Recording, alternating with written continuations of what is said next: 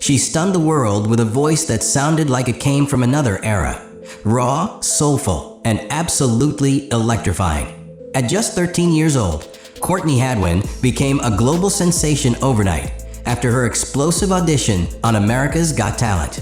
But then she vanished. No album tours, no viral singles, no red carpet appearances. Just silence. For years, fans and critics alike have asked the same burning question. What happened to Courtney Hadwin? Was it the pressure of fame? A secret falling out behind the scenes? Or something even more personal that drove her out of the spotlight?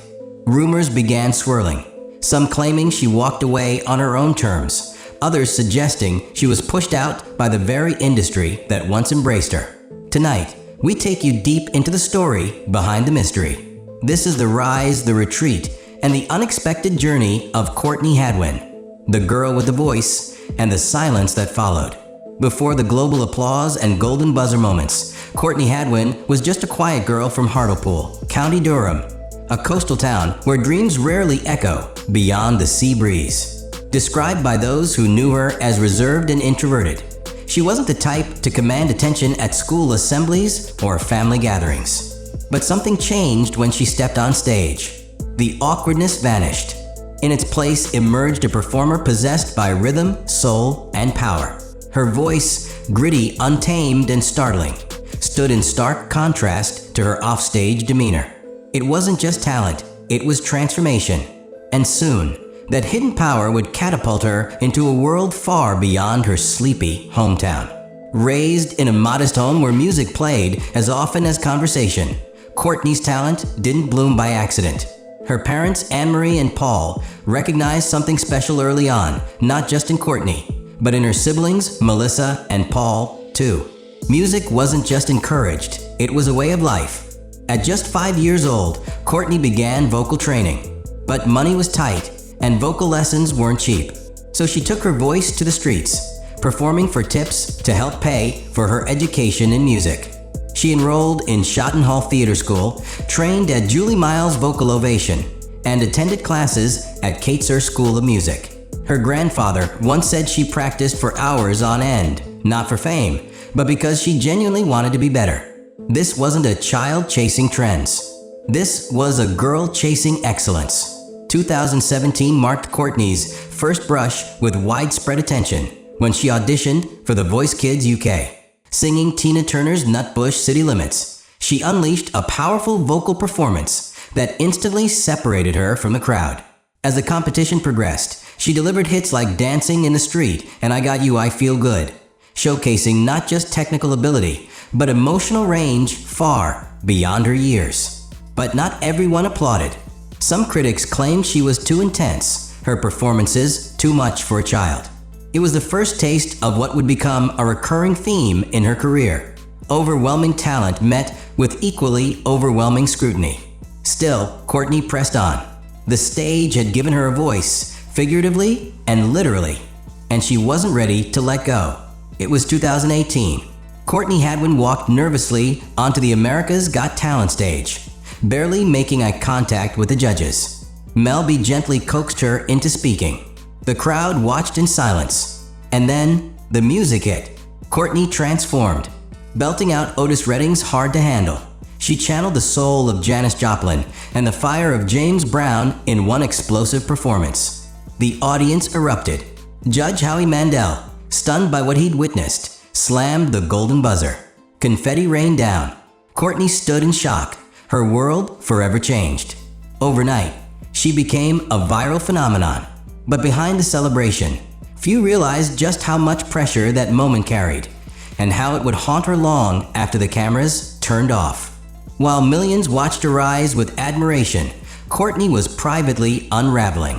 Performance anxiety consumed her, sometimes so intensely that she could barely speak before stepping on stage. Back at school, classmates treated her differently, not always with kindness. Online, the criticism was relentless. Keyboard warriors mocked her movements, her expressions, even her authenticity. Fame had lifted her higher than she'd ever imagined, but it had also exposed her to a level of cruelty no child should endure. Her mother worried, her father offered tough truths, reminding her even stars like Ed Sheeran were driven off social media by hate. But Courtney held on. If the stage was where she felt most alive, then that's where she would fight to stay.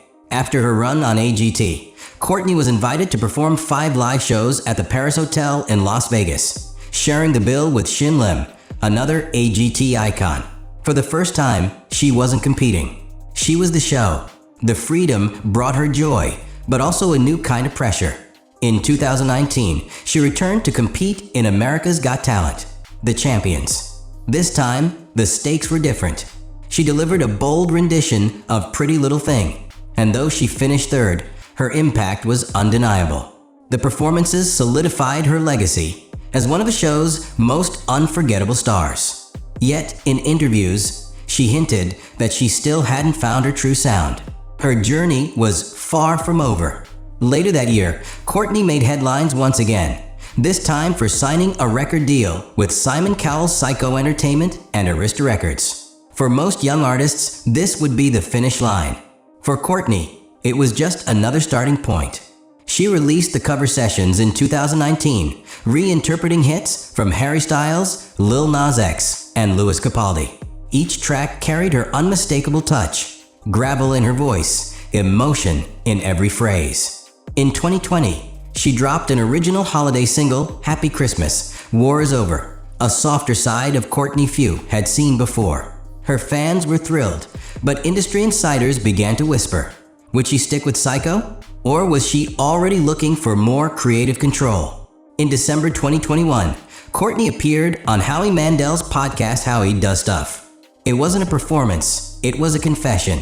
She spoke candidly about her fear before that first AGT audition, her battles with anxiety, and the backstage breakdowns no one saw. For the first time, fans heard from the real Courtney, not just the performer.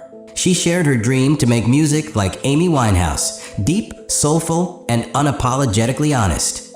But she also teased an announcement about her record label, saying fans would be the first to know. It left many wondering. Was she preparing to leave Simon Cowell's label? Was she going independent? The questions grew louder, and Courtney stayed silent. As time passed without new music or updates, rumors exploded. Had she left Psycho? Was she being silenced by label restrictions? Or had she simply chosen to step away for her own peace of mind? Online forums debated endlessly. Some claimed she was reinventing her sound. Others believed she was done with fame altogether. What's clear is that Courtney never chased the spotlight for its own sake. Her decisions, like skipping Britain's Got Talent in favor of AGT, were strategic, deeply personal, and bold. Her family said it best. We knew America would get her in a way the UK never would. But even they weren't sure what came next. Courtney Hadwin's journey defies every mold. She wasn't built by industry hands or shaped in a studio.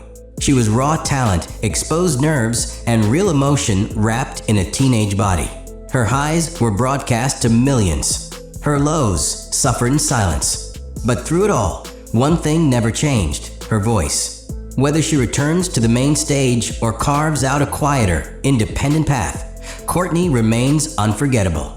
She's not just a singer.